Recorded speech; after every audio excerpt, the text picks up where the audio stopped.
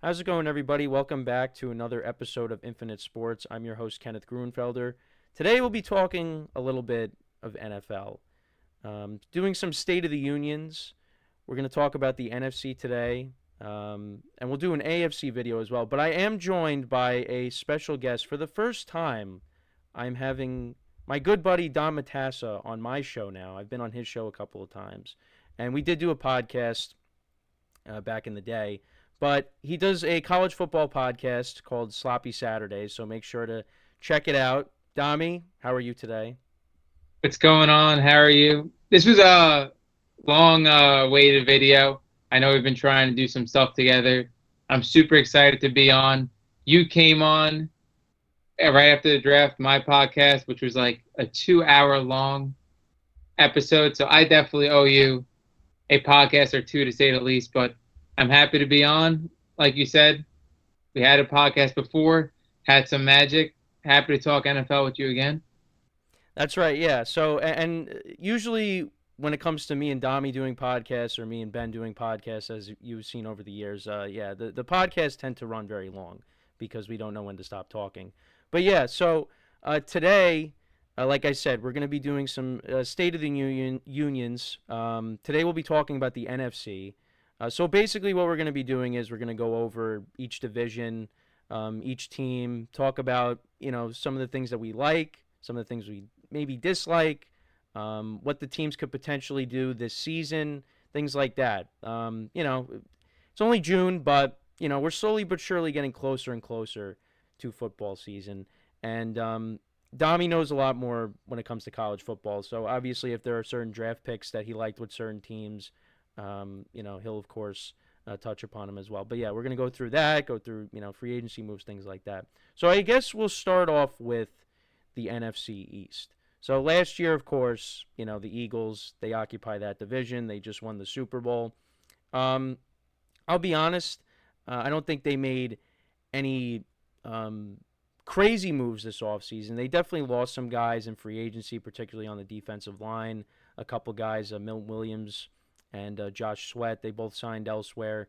But if there's one thing that we know when it comes to the Eagles, they also traded C.J. Gardner-Johnson as well again. But if there's one thing we know about the Eagles is, yeah, they might lose guys, but they could very easily replace them. They have a very good front office. So, yeah, they might have lost some guys on the defensive side of the ball, but, I mean, this team is still going to be very good. They still got a loaded offense. You're still going to have Saquon Barkley, that offensive line, A.J. Brown, Devontae Smith, and, of course, Jalen Hurts behind center. So, yeah, like when we look at some of the other teams in the division as well, like the Cowboys, they made some moves in the offseason as well. The biggest move they made was actually after free agency and after they draft. They traded for George Pickens, so they get that weapon opposite of CeeDee Lamb, which is something that they desperately needed last year. They did address the running back position in free agency and in the draft, but we'll see what happens there because running the football was not their strength last year. And you do have Dak Prescott coming back healthy, so they went 7-10 last year. You got a change at head coach with Mike McCarthy going from him to now Brian Schottenheimer. So, we'll see how that goes as well. But I think they're definitely going to be better than a 7-10 team. And then you got the Commanders as well. I like what they did, addressing the offensive line. You added Laramie Tunsil. They also addressed it in the draft as well. And I know Dami's probably going to be a little bit different on this, but I did like the Debo Samuel move just because you added another wide receiver to that room, and yeah, he was coming off of his worst season, but I do think in that offense with Cliff Kingsbury at the helm, I think they could definitely work him into that offense, and I think he could be a little bit more productive than what we saw from last year. And the defense also needed some improvement. They did make some additions as well there between the draft and free agency, so I expect that to be better. And I like what they did at the trade deadline. They went out and they got Marshawn Lattimore, to improve the secondary.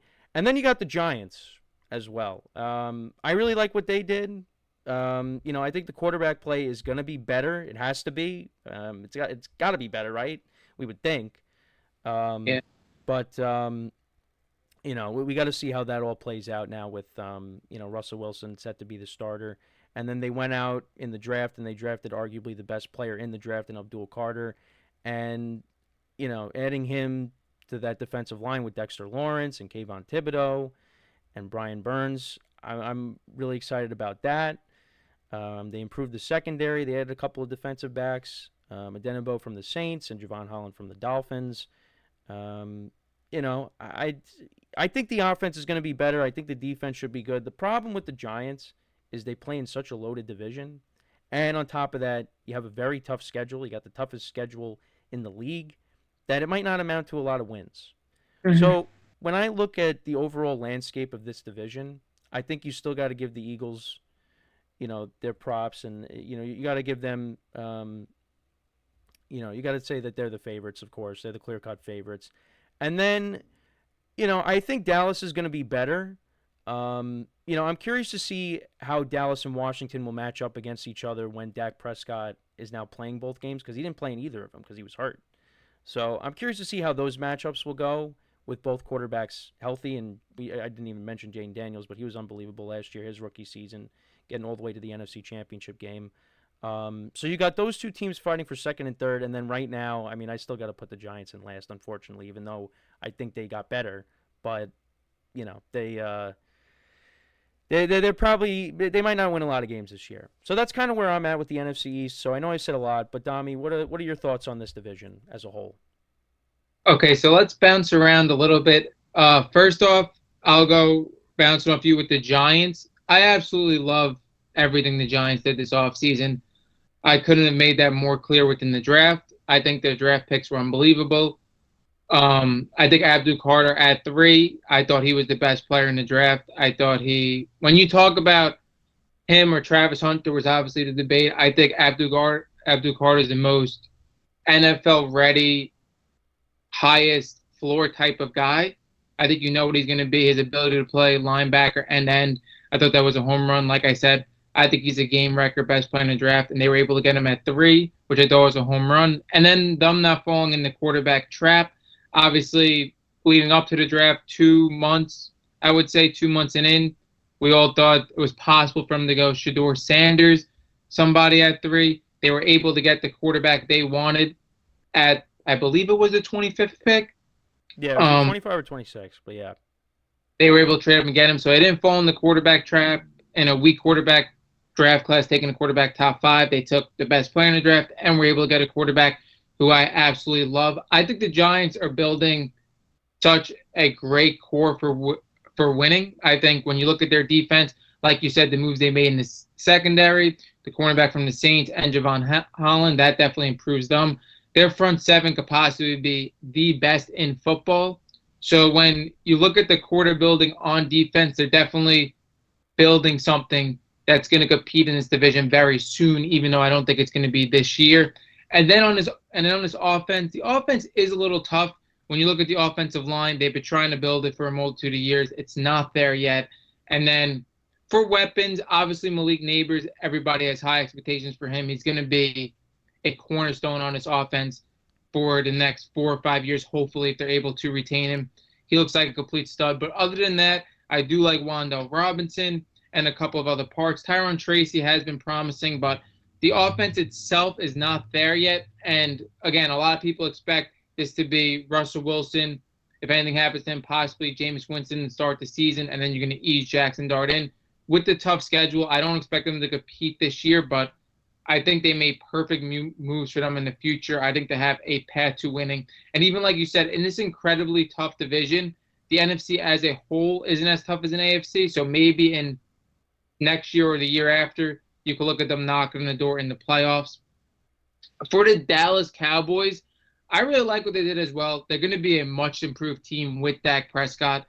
Dak Prescott being back, I've always been a Dak supporter. I think he just gets a little too much hate, but that's just the quarterback of the Dallas Cowboys for you. Tony Romo, same exact way.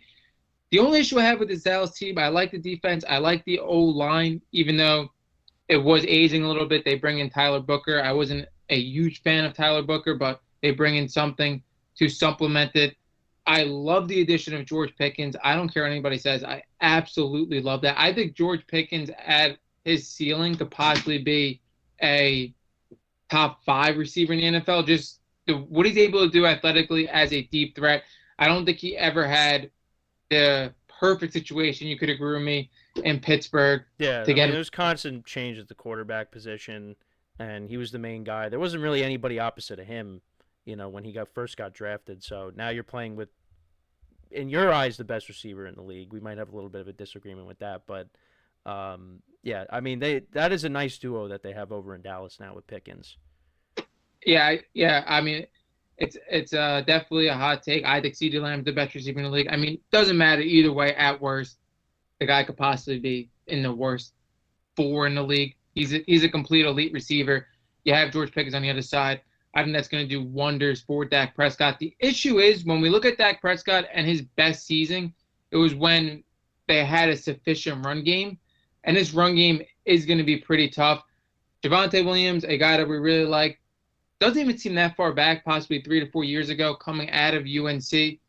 Everybody thought he was going to be phenomenal coming off his rookie season. We saw flashes. Then it just was a load of injuries. I'm not high on Javonte Williams. Jaden Blue backing him up. It's very interesting his team didn't go out and re-sign Dowdle. I thought Dowdle was a little bit better than expected. Jaden Blue, a guy that's a speed guy, but again, a guy that doesn't have a significant investment in him. The run game is my biggest question with the Dallas Cowboys.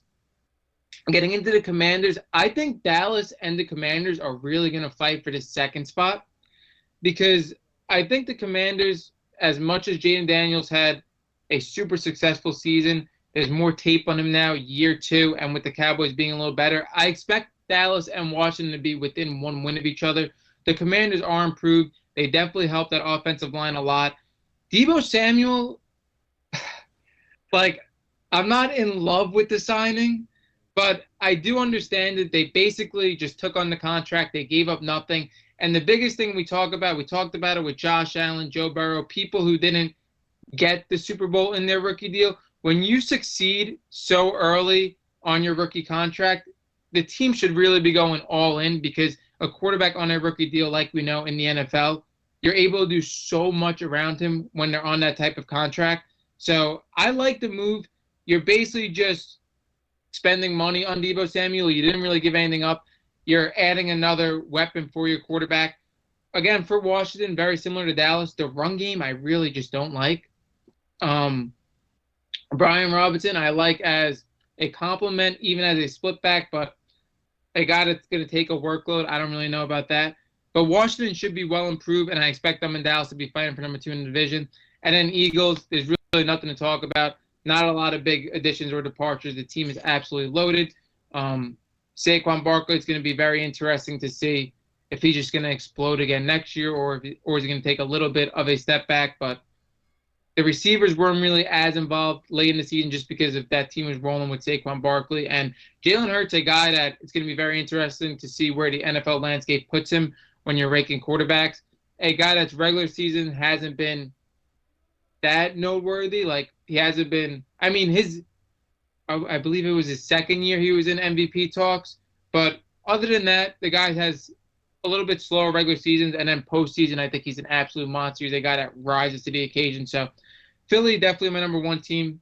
I don't know where you have Dallas and Washington, and then the Giants are last. Yeah, I mean, like I said, it is very tough. I mean, you got to give Washington the respect just because last year they made it to the championship game. I mean, none of us expected that. I mean, I didn't really have them winning a lot of games going into the season. I thought, they still were going to be maybe a year away. Because also you got, young rookie quarterback, you got a new system, all of that. And the defense the previous year was not good at all. So I just thought Washington was still kind of, in that rebuild phase, but they really accelerated the rebuild, and like I said, they got all the way to the championship game. So give them credit for that. Um, but so I'd probably lean towards maybe putting them at 2 and then Dallas at 3, because now they're going from McCarthy to Schottenheimer, different running game now, and I think you touched upon it. The biggest thing for them is to try to improve this running game. Because if you have this balanced attack and not have Dak Prescott throwing the ball 40, 50 times a game, I mean, that makes that offense even more dangerous. And the other thing, too, is the defense, under the radar, I think, is that they brought in Matt Eberflus to coach the defense. I mean, I think probably we would say he's a better coordinator than he is a head coach based off of what happened last year in Chicago, and we'll get to the Bears.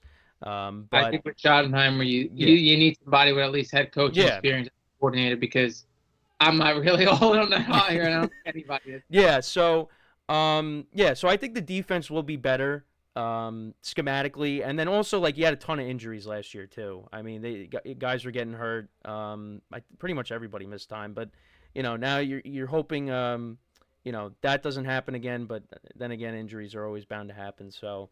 We'll see what happens, but yeah, I mean, I think the easiest thing for me, I think for us both right now, is you have the Eagles ranked ahead of everybody, and then the Giants probably, unfortunately, are ranked last, and then it's up for debate, I think, between Washington and Dallas. And if you remember, like last year, Dallas went into Washington, and without Dak Prescott, with the banged up team, they beat them. There was a crazy ending to that game, but Dallas won on the road with Cooper Rush, and then they almost won the last game of the year, but Washington they had their starters play early on in the game, but then they were resting guys, getting ready for the following week for the playoffs.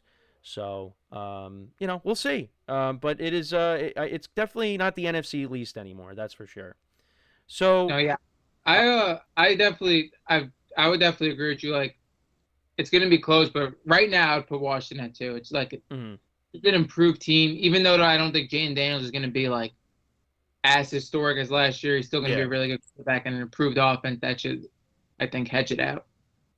yeah. No, we could. I mean, look at what with C.J. Stroud. He had a sophomore slump, so I mean, it could happen with Jane Daniels. We'll see.